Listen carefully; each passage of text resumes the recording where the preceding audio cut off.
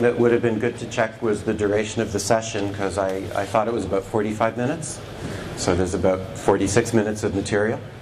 So I'll take a deep breath and roll through. But we'll go through fairly quickly, and there are slides that show certain capabilities and functions within the application that are going to go by kind of quickly. So I'll leave our booth number up afterwards, and we can sit and chat after the session if you would like. In terms of agenda, we'll just do a little bit of a perspective. We'll pick up a little bit of time here in terms of how a lot of retail organizations have evolved and how their systems have evolved and how it's become difficult to get stuff done within the corporations, what BI was supposed to be able to do for people, and where it leaves off a little bit short. And as mentioned, we'll have a lot of material to cover, so I'll go through some of it fairly quickly. Just one quick slide on Manthan. Manthan actually is the leader in retail analytics on a worldwide basis. The company's been in business about 9 years now. We have about 550 associates solely focused on retail analytics, and we have about 65 customers in 16 different countries on a worldwide basis. A good framework to talk about the capabilities within an organization are kind of people, process, and technology. So we'll refer back to how the different functions within an organization are impacted by these kinds of capabilities. And we'll start with a little bit of a perspective, because if you roll back within a retail organization maybe 8 years ago, 10 years ago, life was considerably simpler. You had a few people or a few roles in the buying office: buyers, assistant buyers, merchandise managers. The systems were more limited in terms of number and scope, and the business processes were much simpler because it was very few people getting together to make decisions. And in the world of technology, if you roll back some number of years ago, you had an accounting system. You typically had a retail ERP system that did everything in some fashion. And for the people within the organization, anybody could do anything because it was one system, one interface. It was relatively simple to use, and the IT department had one thing to implement and integrate, and as they say, one vendor to rely on. And as time progressed, there were a lot of new opportunities to invest in point solutions, best-of-breed solutions, and people started to add on. They added on analytical solutions and replenishment solutions and allocation solutions and multiple kinds of planning solutions, and the list goes on. And the software industry responded by adding more functions and more features and forecasting systems with hundreds of algorithms and setup screens and parameters and pricing and optimization and stuff. And for some retail organizations, some of these systems were important. And in some cases, it's needed and necessary to have that level of sophistication. But it created a lot of complexities within the people, within the IT department, and to a certain extent created specialization within an organization.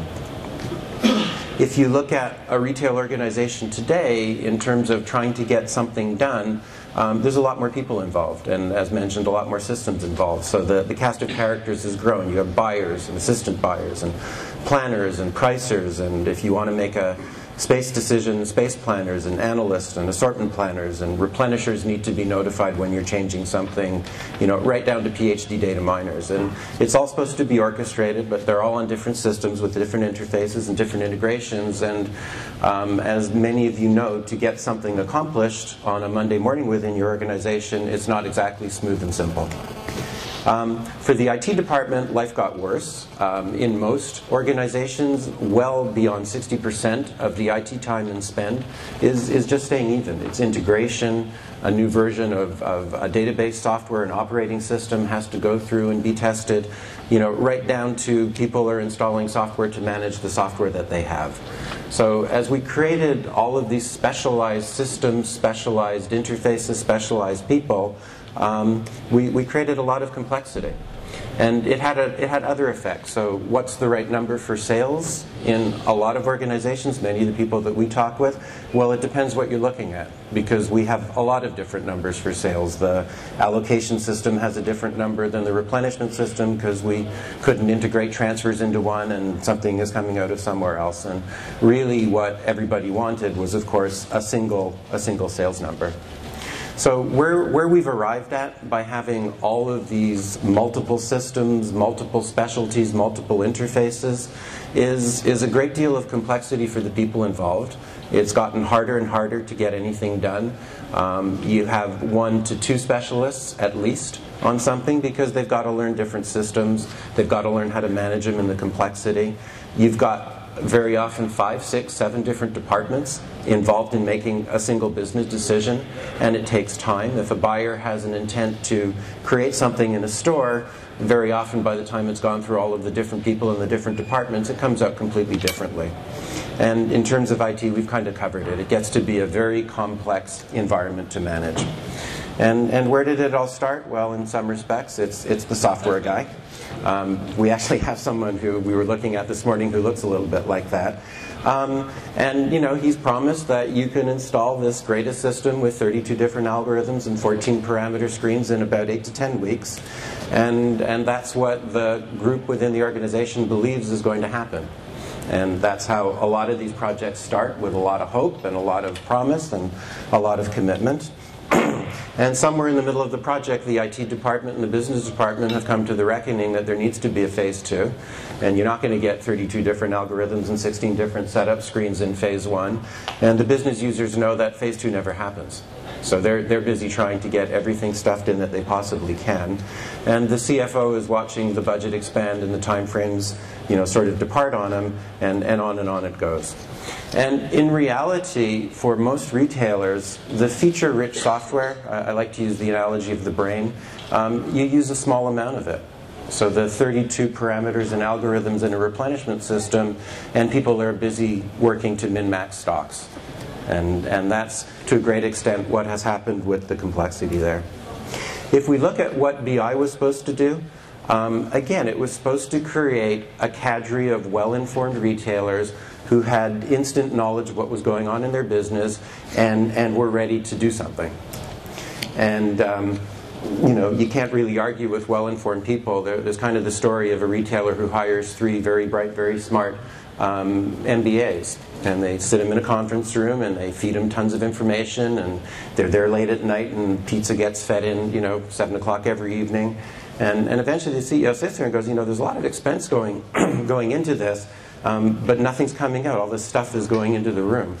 And he goes in and sort of asks, so what are you doing? He said, well, we know everything there is to know about the business, but we're waiting for someone to give us a case study to solve. So a well-informed set of retailers who don't do anything with the information that they have produces a lot of well-informed retailers. There's something called the Wayback Machine, which is actually that URL, archive.org. And if you haven't looked at it, you can. But you can go back and look at, for example, I don't know, MicroStrategy website from 10 years ago, or a Gartner report from 10 years ago. It actually caches all of the different web URLs and images. And I went back and looked at what people were promising for this sort of technology and area 10 years ago. And you know, they said BI is going to be pervasive. It's going to be broadly used across the organization, and everybody up to your associates in the store are going to be using it. And it's going to have compelling and simple interfaces so that everybody can do that. And you're all going to be getting into rich predictives, and it's going to transform your organizations. And that's roughly what was sort of on the news 10 years ago. Well, the challenge is that in most cases, getting BI under everybody in the organization who can use it is tragically expensive. There's this thing, not with us, but with a lot of other organizations, which is a fee per user. And you start talking about an employee scorecard and thousands of users, and it's not economical to be pervasive. And there was perhaps a good, compelling, simple user interface back in the day of Windows that created another good and creative and simple user interface in the world of the web that's creating iPad interfaces. And in reality, if you sample a lot of different organizations using BI, it's a really good way of getting data downloaded into Excel. And after all the cost and time of money, that's sort of where it's at. And how come? Well, he's back, right? They created a number of models so you can see how you're doing in terms of scoring, and you were supposed to... Okay. Spreadsheeting and working off to data mining. I didn't do it. So far so good, okay. You know, other ones that sort of tell you how you're doing with it. But you know what, I'll sort of make the statement. You still hear me? Yeah? Make the statement that everybody got this wrong. Because the reality is it's good to be informed, but if all you have is a head full of knowledge and information about your business, and then you go to the 23 departments, 13 algorithms, and try and actually implement something in the organization, you haven't created any change that will get profitability. And the interesting part is, when you look at all of the business decisions that you can make within a retail organization, not the planning part in pre-season, but I'm in season, I've learned something, you can change pricing. You can cancel a PO, change the quantity on a PO, delay a PO, order some new products. You can create a promotion. You can do something with stock levels in your stores, in your distribution center. You can change staff levels in your store, and you can move stuff around. And I may have missed one or two, but the well-informed retailer, the number of things you can do in season is 6 or 7 or 8, but it's not hundreds and hundreds. And you have all these systems and software and stuff spinning around. This is what creates the profitability, not the information, not the knowledge. So from where people are at, and I was sort of watching a couple people smiling at some of my examples because they are true. The people within the organizations that are, you know, in retail around the world, they're not PhD rocket scientists. A 33rd algorithm isn't really going to help anyone, probably no more than the 3rd or the 4th one. And particularly when you start to talk about extending capabilities out to store associates or to the newest associate who joined the organization 6 weeks ago, it's got to be simple to learn. It's got to have embedded in it a business process that lets people learn how you want them to look at the organization, to look at business there. It could be an alert that comes to you, something that is a condition that you've scheduled report, or a dashboard, or a view, or a predictive. And it really starts to need, now I found out that what do I do next? And there's a number of ways of doing this. This is kind of where or are just trying to get to in terms of BI. In terms of dashboard interfaces that help you get quickly informed about the business. Different ways of leading you to the information. If I've got a department performance problem, then I probably should look at my product distribution across the store. So some forms of prompting to help you get there. And different kinds of analytics that help you zero in on the problem. So in terms of informing, that's sort of the reporting, analytical, alerting stage, and that's where organizations are kind of getting their hands around and starting to promote it out to people in stores, the vendor community, the marketing community, and going on from there, with all kinds of indicators that quickly get you to the sort of the nut of the problem. Alerting is interesting. So on a Monday morning, I find out that I'm overbought or I have excess stock in a particular department. Rather than going looking for the opportunities in my business, let the software bring them to my attention. But don't just tell me that I have these problems. Help me figure out where to go next. So if I've got an excess stock problem, do I want to start a markdown? Do I want to look at canceling orders? Do I want to potentially transfer stock between stores and outlets, or return product to vendors? And build in the workflow within the organization that, as mentioned, helps your newest associate as we go through. And the what to do next doesn't have to be a mystery. It can be presented in a very, we call it guided analytics, but a very step-by-step fashion that says, if I have an out of stock, then I can go look at a category analysis, or I can look at a category scorecard, and I'm going to select some things to do in there and move on to the next step within the business as well. So something like, my sales are poor.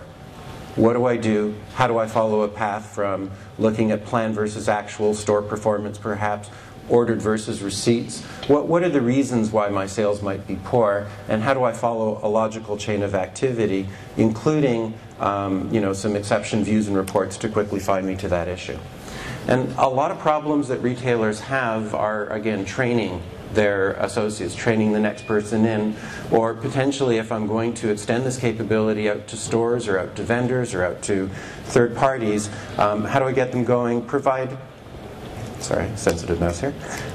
Provide the capability, not going to touch it, to record an expert going through the analytics, produce a PowerPoint deck, and use that as a training vehicle for someone to go step by step through a business process so you can teach them how in your organization you want them to attack certain issues and what your methods are of solving these particular problems. So a sales reduction is one particular answer. I'm running out of product. How do I find SKUs that can substitute for those products? And create something that says, okay, so if I have a days of supply and my lead time is longer than my days of supply and I'm running out of stock, what are the possible products that I can find to replace the ones that are low in stock and no longer available? And again, follow that workflow across the top to get there. If you had to have a developer do that, if a scenario came up on a Monday morning, if StoreUp said, hey, we have a new Christmas checklist that we want everybody to follow, you don't want to start coding. You want to be able to create something more or less on the fly if you're authorized to do it. So a drag and drop interface that says, here's our scenario. We want to look at fast-moving product or best performing product or our top SKUs by vendor. And the next step is we want to look at where we have potential out of stocks. And if we have potential out of stocks, we want to look at our receipts. And do we have product that's coming in late that we next need to expedite?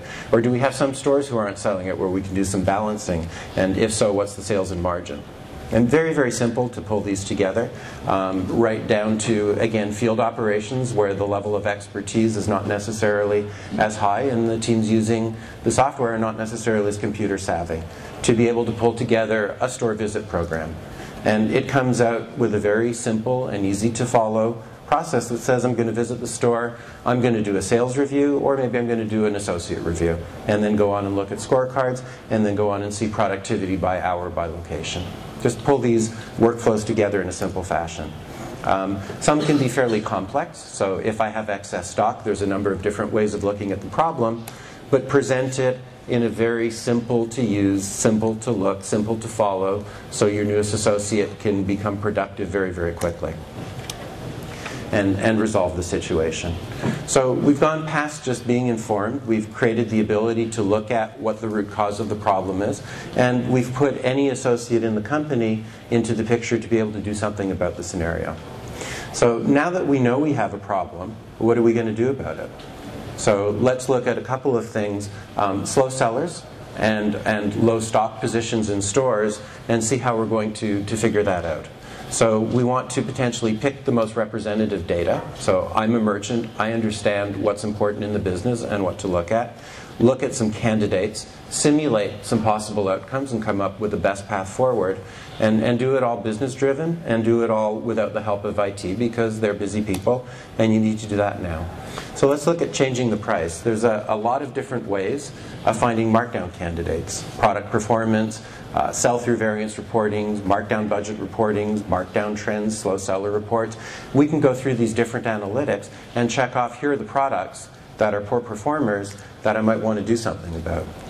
And then take a deeper look in an analytical view, but instead of doing the analysis and finding a number of products and handing it off to an assistant buyer and having them go through and review the stores and the sales and have a planner now go through and determine whether the markdowns that are being proposed are within the budgeted range and send them off to somebody else, why not just use the analytics to drive the change and enter new prices within the analytical screen, project uplifts, determine what the new margins will be to sell out the product, see whether it fits within the markdown budget, and then press an enable workflow budget or enable workflow button to send it off to a DMM for approval and flow it back into the transaction system to send it out to the stores.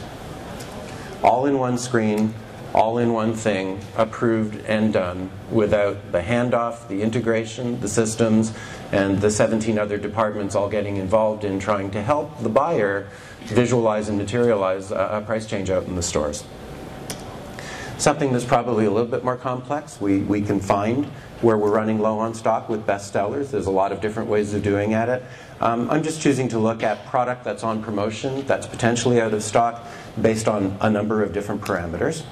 And I want to make selections. So I want to focus on the product. I just use some simple examples: good, better, best product. I want to focus on my better and best product and make sure that those products are in stock through the duration of the promotion. I'm most interested in the product that is still selling at full price because it's my most margin-rich product. I'm interested in the last 4 weeks of sales. I'm not particularly curious about last month or quarter to date because I know that the weather changed and this is what's important within my business. And I'm only interested in maybe my Sunbelt stores. So make a couple of quick business selections. I really want to look at just those stores who have a rate of sale and have a low stock position in them. And I'm interested in looking at those stores relative to how they're selling and what their profitability is on those products. So as a merchant, I've taken the business criteria that are most representative of what I need to do here and selected it. And now I'm going to drop it into an analytical screen. And in this case, because replenishment or allocation can be a little bit more complex, I'm going to take this solid, reliable data as I've selected it, and I'm going to drop it into Excel. And the Excel spreadsheet is going to come out completely formatted. So it's a hardened Excel spreadsheet. It's not something that somebody has created on the fly. And it's got all of the information that I just retrieved based on knowing it was the last 4 weeks. It was my full price product. It was my good, better, best for my Sunbelt stores.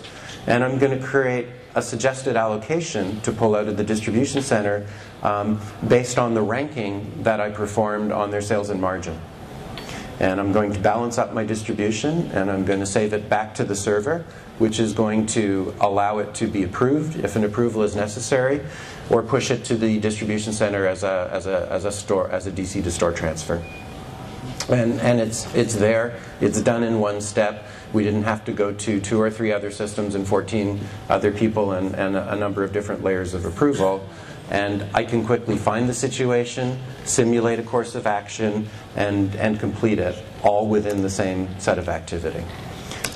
This one's a little bit harder, and there's really nothing to show, but after I've pressed the button within the analytic with my new prices or my new distributions or my changes to purchase orders or my stock balancing, we do have some integration. It's simple. Actually, integration isn't always that simple, but there's really only, go back to it, 4 or 5 points of entry. I'm not hooking together 17 complex systems to be able to create the workflow and execute the analytical decision that's been simulated there. So that's kind of what we've called the third eye. The ability to inform yourself as to what the situations are, simulate courses of actions, and press the button and have those decisions taken. From the people standpoint within the organization, it comes back to much simpler. They're not working across a number of different systems where the planner doesn't know how to set a replenishment parameter because it's too complex, and the analyst doesn't have to understand how to go into a price management system because everybody's working through the same system, the same interface. And sort of when somebody says it's simple to use in a GUI, my sort of test on that is if you can't learn it in a half a day or less, it's not simple. And if you're going to extend capabilities out to the store, they have to be walk-up, self-training, self-intuitive, and go from there. We don't want to have to involve 13 other people and interfaces and rekeying. We may want to put some approval phases in so that a buyer can't unleash a massive markdown without approval, but we don't want to be going through a whole mess. And kind of what we talked about, self-documenting and self-training. And the business people have to be able to build these workflows themselves because in retail something changes every day. And what happened last week may not be the way you need to do it this particular time. The business processes, guided, step by step, easy to use, easy to execute, and situational, because what gets set up last week, again, may not be the way you need to deal with late shipments next week. And from a technology standpoint, the sort of 18 different systems, integrations, interfaces, SOA, self-recovering and maintenance, there's no question some businesses need the point solutions and they need the level of sophistication and complexity, but there are a little bit back in the distribution center to flow out to stores that just do a couple of pulls. Is a good thing for some kinds of business, but for a number of other businesses, the merchant understands the stores. If it's going to get marked down, it's going to go to $29.99 or $24.99 or $19.99, and if somebody comes up with $27.83 as the recommended price, that's not happening anyways. Let them take a decision and put it through at the same way. So we've introduced action into analytics as an integrated way of finding things that are opportunities in the business, taking and looking at alternatives, and actioning those solutions all within a single application, so that the person who is best qualified, if you will, to understand it, initiate the change, can do so themselves. I think I've probably gone longer than anybody in the building without saying iPad or mobility or something like that. So we'll also note that you can do it on an iPad with, again, a number of different interfaces. And again, the screens went by kind of quickly, and I apologize for that, but I wanted to give people a flavor. It is something that's a little bit new, that is different from what most people are doing directionally. So we are just down the hall over that direction. Booth 2369. I think we're good in this room for another 4 minutes if anyone has some questions. And thanks for crawling out of wherever you came from last night into the building this morning and attending the session.